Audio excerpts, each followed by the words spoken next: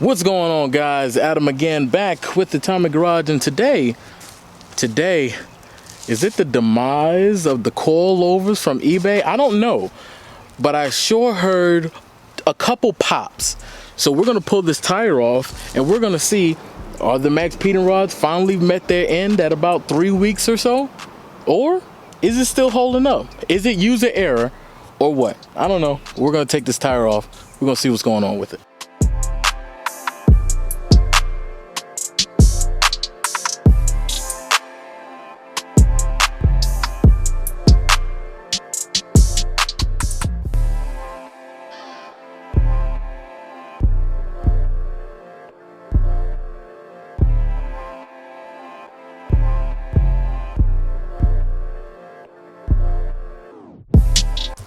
Side note, before we actually take a look at the coilover suspension, these tires, see, plasti dip. This is why, right here, why I want to get rid of it, because it has this coarse feeling and it lets sand get stuck in there, and I can't really get it clean because it's all stuck within the grooves of it. You see that? Looks like sandpaper, and it does that on all the way around when I was trying to paint the barrels of the wheels. But anyway, let's take a look at what's going on here.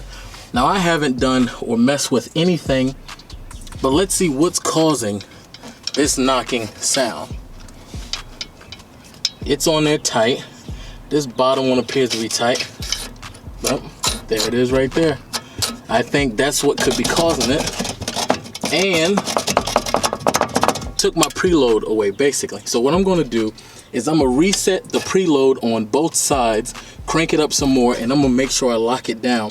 And this time, instead of locking it down by hand, what I'm going to do is I'm going to get my rubber mallet and hit it a couple times so I can make sure this whole thing is secure, because right now there's no preload on it.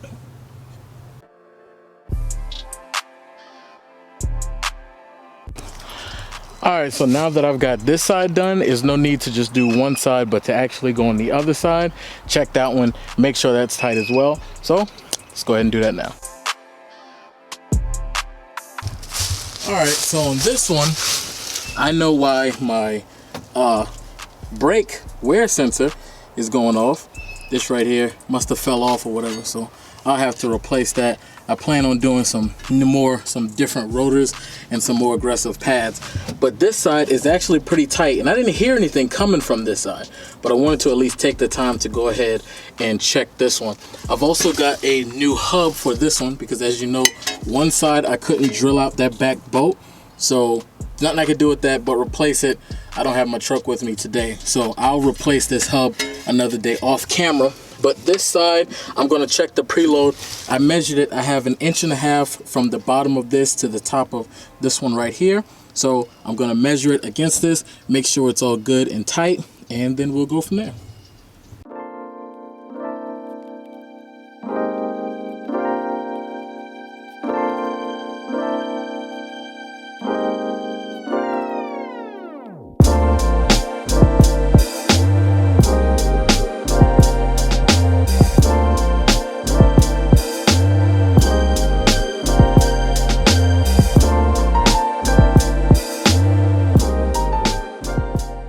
So I got the keys to the car. Now we're gonna go ahead and try it and see if it actually fixed the knocking issue. And the only time I heard the knocking is when I was turning, backing up, kind of like on an angle. It was only under certain circumstances. It didn't happen all the time. So I'm gonna hop in and check and see if it makes any creaking, any noises, and let's see if it's Maxpeedingrods or is it me.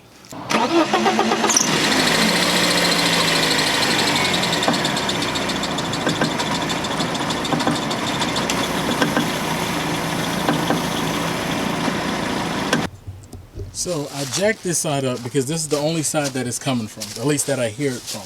Now when I jack this side up, both sides are off the ground. When I turn it, I still hear it. So I'm gonna get my lovely wife to come and turn the steering wheel back and forth while I get up under it and see exactly what's going on.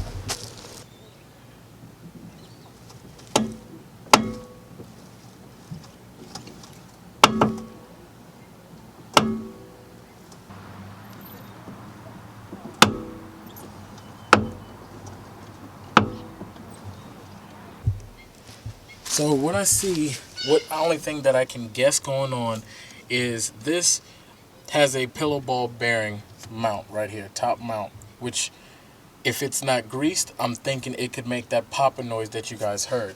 I thought that it was going to be one of the locking collars down there, but apparently it's not. So I'm going to take this wheel back loose, and I'm going to take these 3 bolts loose here, drop it down, take the preload out, take this top nut off, and see exactly what's going on. Maybe I could find the answer to the popping noise, and maybe it's relatively simple. The shock doesn't seem blown, so let's see. Alright, so I've got the coilover pulled apart. That is it right down there, if you can see. That's it right there. And there's no more that I can do. I can actually pull that entire spring off. So this is the bearing that we have right here. Inside of it is a little sleeve that goes inside that. And what I'm going to do is I'm going to lubricate everything that is touching each other. Now on this surface right here, I don't know if you can tell, but there are little nicks that's from here or there. Little nicks, I don't know if it'll focus that close, but little nicks and scratches there, and I don't know if that's what's digging in it and causing it to knock and stuff. Don't know. But I'm going to go ahead and lubricate everything with some of this grease that I've got in this tube, and we'll go from there.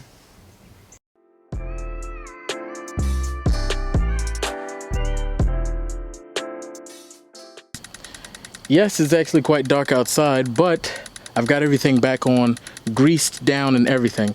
So now I'm going to turn the wheel, see if it does anything, and then I'm going to drive it, put some pressure on it, and see if that lubrication works its way in. I heard one. I don't hear any more. I usually would do it a bunch. Any more? Nope. Uh-oh. I think we might have fixed it. So honestly, guys, failing light, but what I'm expecting, what I'm thinking is going on is since there was no grease, there was no lubrication in between a lot of joints that move, that's what was causing a popping sound. And it didn't happen all the time, but as you saw earlier, it happened quite regularly at that one particular isolated incident. So now I'm going to drive it and see how it is, but I think it's fixed. So let's see what happens after the test drive. So guys, I know the lighting looks a little funky, a little weird. I'm using my cell phone up there for a key light. But anyway, I just came off the test drive and everything appears to be sounding quiet for the most part. I heard one little creak, but I'm still letting that grease work in.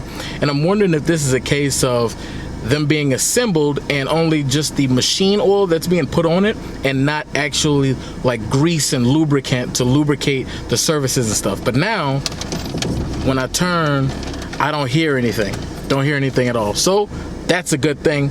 Problem solved. So I'll catch you guys in the next one. Peace.